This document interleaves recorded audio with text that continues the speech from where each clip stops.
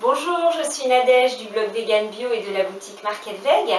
Aujourd'hui, nous sommes encore dans les recettes festives crues végétaliennes et je vous propose de réaliser une petite soupe, un petit velouté très festif, très facile à faire, très sain aussi, donc il est assez léger, donc qui changera un petit peu des préparations parfois un peu riches qu'on peut préparer quand on mange cru végétalien, mais tout comme les gens qui mangent, qui sont carnivores ou omnivores, les repas de Noël sont souvent un petit peu lourds et riches. Donc toutes les recettes je vous ai proposées cette semaine, les petites saucisses, les fausses saucisses avec du faux bacon, tout ça, c'est un petit peu riche, c'est vrai, mais ça reste pour des occasions exceptionnelles. Donc là, malgré tout, la petite recette que je vais vous faire, elle est plutôt légère. Elle peut même être faite d'ailleurs en dehors des fêtes, mais elle est vraiment très sympa pour une fête. Donc pour ça, il va vous falloir des carottes. Donc en fait, la base de cette soupe, c'est du jus de carotte. Donc c'est plutôt sain et léger. Un petit peu d'avocat.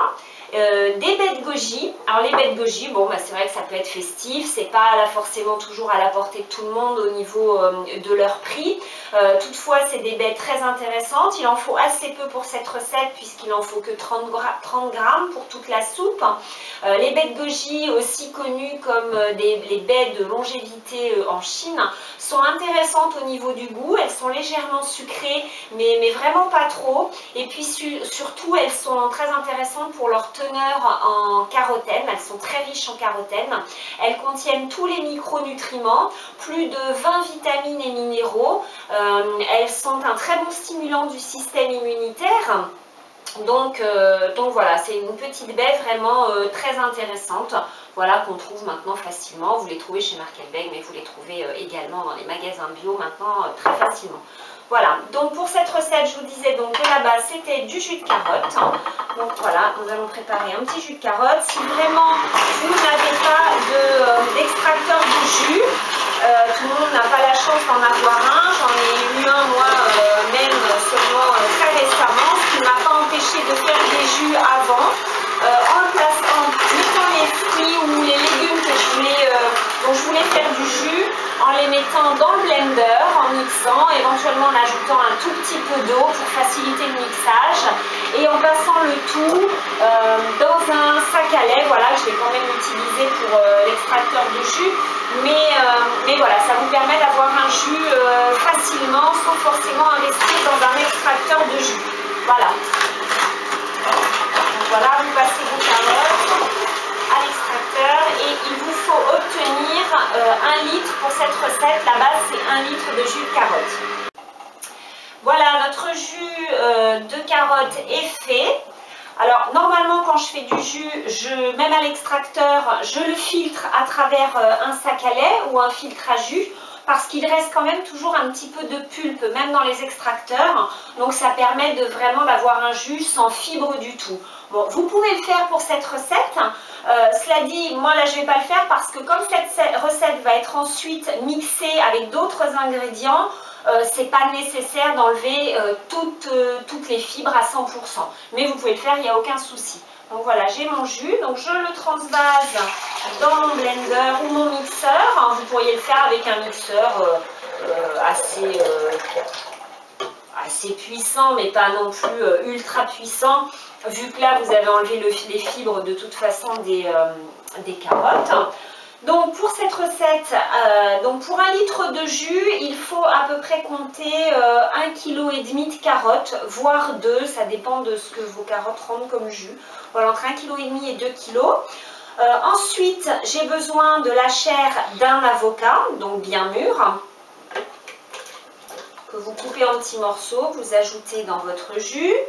J'ai besoin, je vais commencer par ça, par 1 cuillère à soupe d'huile d'olive, 2 cuillères à soupe de jus de citron, soit jus de citron jaune, soit jus de citron vert. Ils n'ont pas tout à fait le même goût.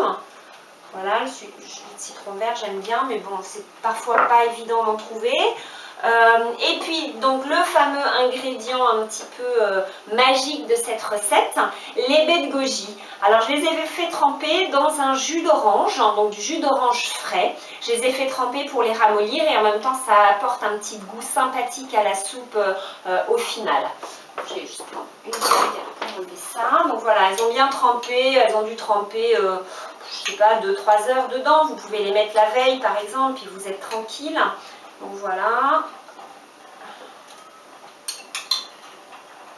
Et vous allez avoir, grâce au baies de goji, vraiment une soupe d'une couleur très intéressante, très originale. Ensuite, je rajoute un tout petit peu de piment. Alors plus ou moins selon votre goût, hein, coupe.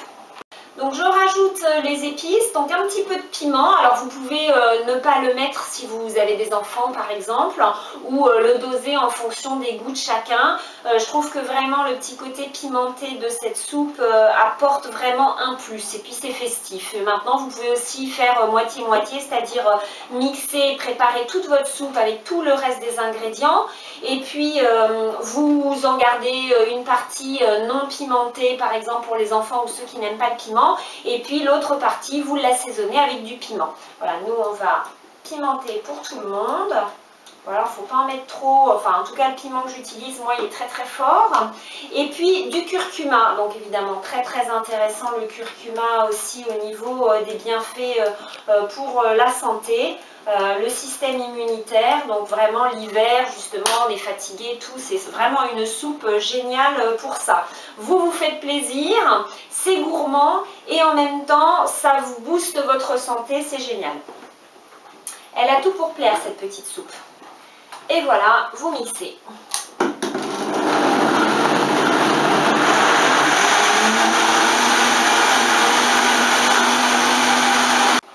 Voilà, la soupe est bien mixée. Normalement, vous ajoutez un petit peu de sel, de préférence du sel rose de l'Himalaya ou un bon sel marin. Voilà, de qualité. Un petit peu plus. Bon, à vous d'ajuster le sel en fonction de vos goûts. Vous pourriez aussi ne pas la saler. Un dernier petit coup de mixage.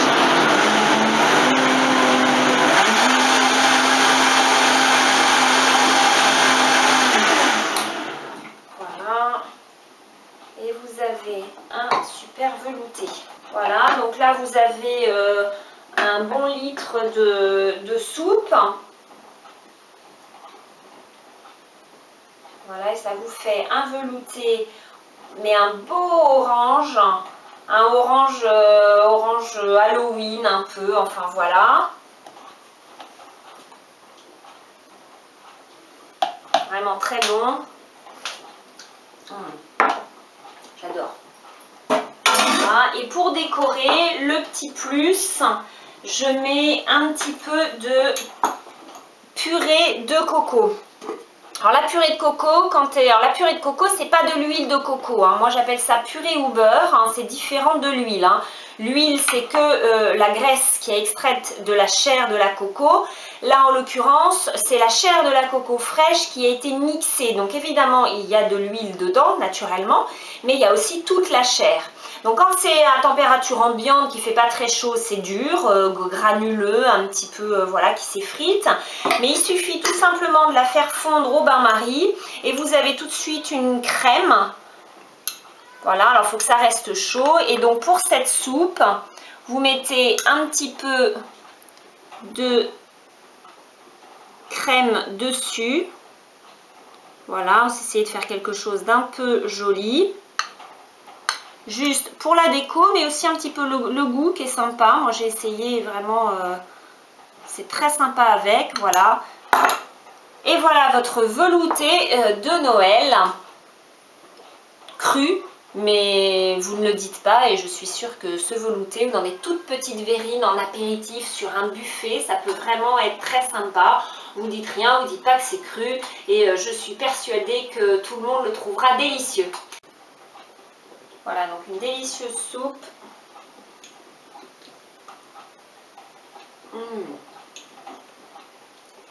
Le crémeux de la noix de coco.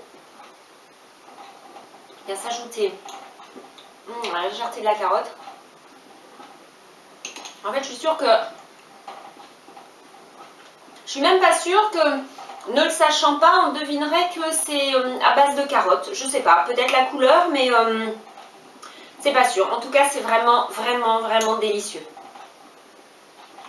Je peux vous dire, j'ai fait goûter à des amis qui ne sont pas du tout crudivores et qui ont adoré et qui vont le faire eux-mêmes à leur repas de réveillon. À bientôt, au revoir.